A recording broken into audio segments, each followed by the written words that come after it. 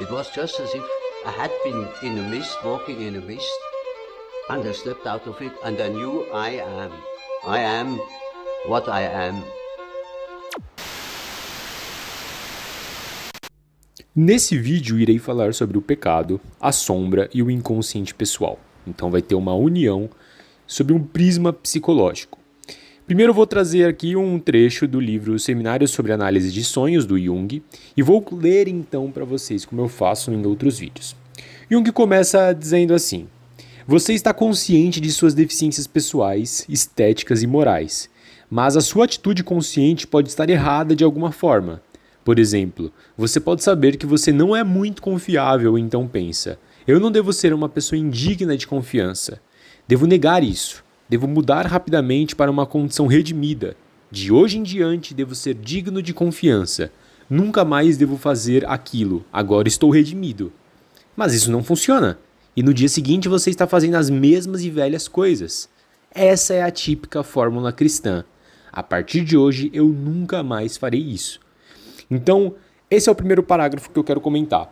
Eu acredito que, assim, a grosso modo, todo mundo já viu um certo elemento disso, né? Um certo elemento de mudança de personalidade que não dá certo. Simplesmente você fala, tenta e não consegue, ou prolonga, né? A partir do ano novo eu vou mudar, a partir de tal data eu vou mudar, e não muda, né?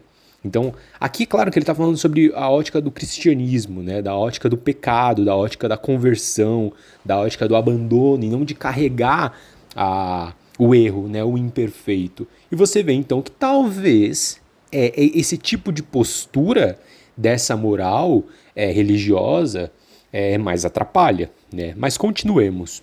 Ele fala assim: um padre religioso da igreja estava muito incomodado porque alguns homens santos tinham pecado, mesmo depois de serem batizados e redimidos. Ele concluiu que o batismo não havia sido feito corretamente, que algo devia ter dado errado no ritual e, portanto, as pessoas que pecaram deviam ser batizadas mais uma vez, moralmente esterilizadas uma segunda vez. Mas, novamente, houve alguns demônios que pecaram. Então ele os considerou como almas sem esperança e decidiu que aquelas eram almas perdidas a caminho do inferno. Essa é a ideia cristã de pular para dentro do reino dos céus com um único e grande salto. Isso não é verdade. Essa ideia de reforma súbita é errada. Você não pode se despir de seu pecado e lançar todo o seu fardo de lado. Pensar assim é errado. E ele continua: todo o sentido do pecado é que você tem de carregá-lo. Qual é a utilidade de um pecado se você pode jogá-lo fora? Se você está completamente ciente de seu pecado, você deve carregá-lo consigo, viver com ele. Afinal, ele é você mesmo.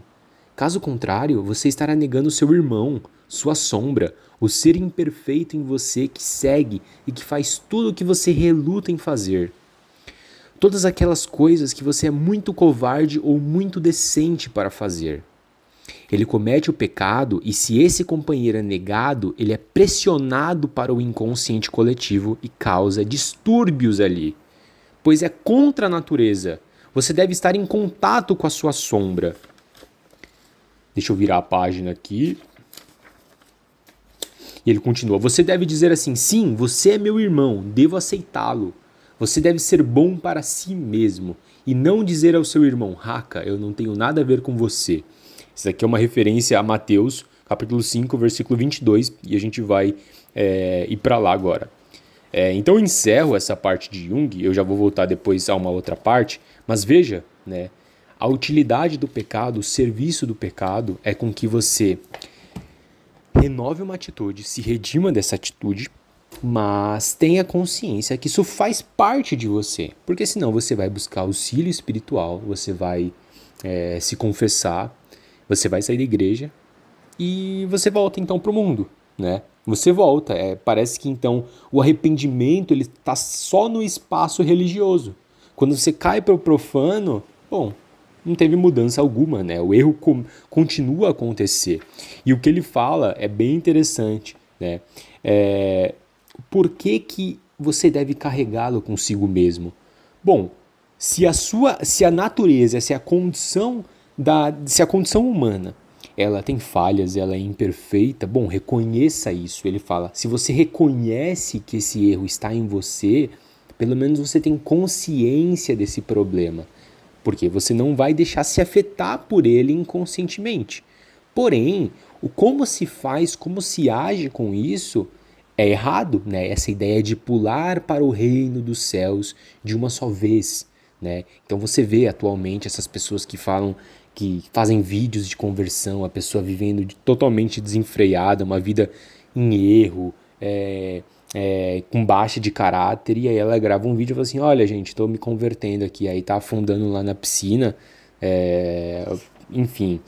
E parece que então virou uma forma de mostrar, né? Pô, eu tô convertido, eu tô arrependido. Aí a pessoa tira a foto na igreja, mostra que tá na igreja, mas ao nível do espírito, ao nível da atitude, ao nível da personalidade, não teve nenhuma renovação, né? A renovação ela pode até acontecer, mas ela é temporária.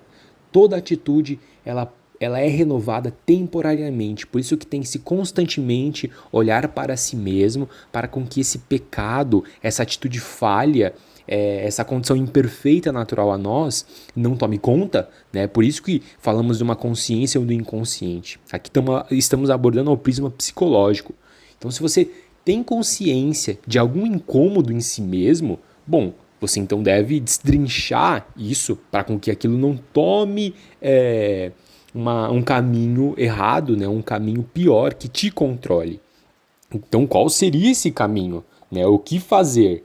Bom, aí a gente entra então sobre o prisma psicológico, sobre o prisma do inconsciente pessoal e da sombra, né, que seria a parte que se nega daquilo que foi não levado à consciência. Né? Mas então agora eu vou só fazer uma pausa para eu abrir a Bíblia e a gente vai ler o que está escrito em Mateus, né, porque tem uma ligação com o que a gente está falando. Então, só um momento. No livro de Mateus, capítulo 5, versículo 22, ele fala assim, e é bem bonito, né? Eu, porém, vos digo, todo aquele que se encolerizar contra seu irmão terá de responder no tribunal. Aquele que chamar ao seu irmão cretino estará sujeito ao julgamento do sinédrio. Aquele que lhe chamar renegado terá de responder na geena de fogo. Portanto, se estiveres... Deixa eu virar a página... Se estiveres para trazer a tua oferta ao altar e ali te lembrares de que teu irmão tem alguma coisa contra ti, deixa a tua oferta ali diante do altar e vai primeiro reconciliar-te com teu irmão. Assume logo uma atitude conciliadora com o teu adversário. Bom, é bem bonito aqui essa passagem, né? Mas exemplifica um pouco de que se você não reconhece o erro em si mesmo, você tende a projetar no outro, você tende a encontrar aquilo no outro, né? Então por isso que é importante falar de sombra e de um inconsciente pessoal, porque senão o erro, o mal, ele vai acontecer não sobre a transformação de você mesmo, mas sim em apontar o dedo ao outro. Então, o que está escrito aqui em Mateus e o que o Jung está colocando aqui é que se então, justamente no final, né, quando eu termino de ler, ele fala, você vai negar o seu adversário, você vai negar o seu irmão, você vai negar o amor que tem no outro, porque primeiro você não reconheceu que esse elemento está em você mesmo. Então, se o pecado está em você mesmo, se o erro está em você mesmo, se a incongruência, se a imperfeição, reconheça isso, porque senão você vai projetar no outro. Você vai apontar o dedo no outro.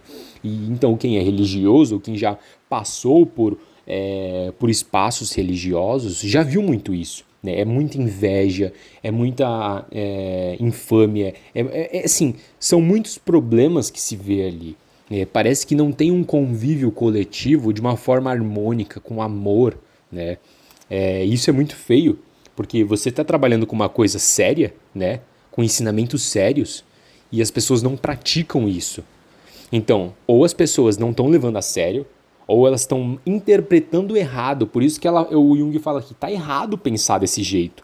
Pensar que você pode, então, se jogar no reino dos céus sem, então, aceitar a sua própria condição imperfeita. Né? Preciso de uma renovação disso.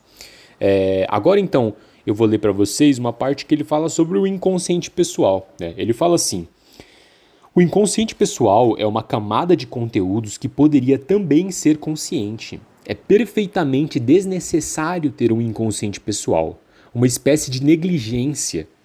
As pessoas não deveriam estar inconscientes dos fatos naturais. Simplesmente não há sentido em não estarmos sempre cientes sobre fome, problemas com sexo, relações específicas com pessoas específicas.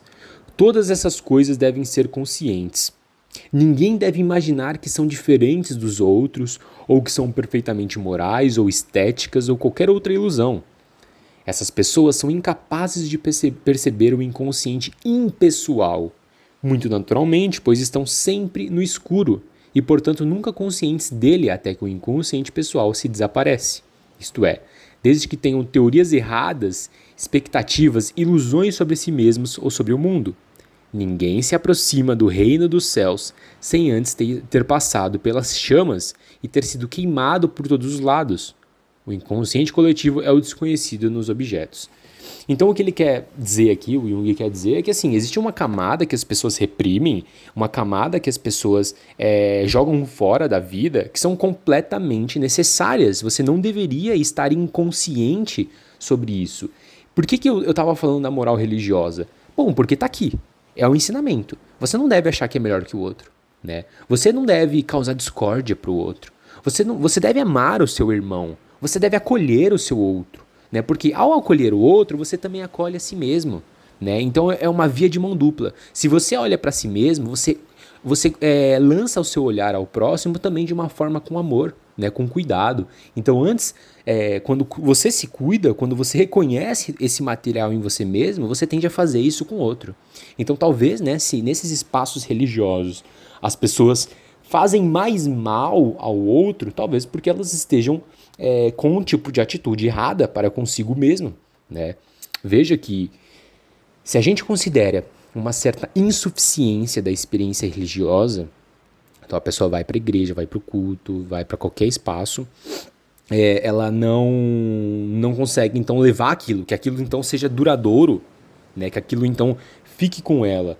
Talvez a atitude psicológica que é necessária, então o prisma da experiência religiosa e a atitude psicológica devam ser unidos, né? E que é o que tudo Jung está fazendo aqui. Reconheça esse material impuro, reconheça esse elemento da vida que precisa ser ativo, que precisa estar consciente, porque senão você vai agir na vida de uma forma que você não é consciente, simplesmente a vontade do outro, a vontade do destino, a vontade dos objetos sobrepujam o seu próprio eu.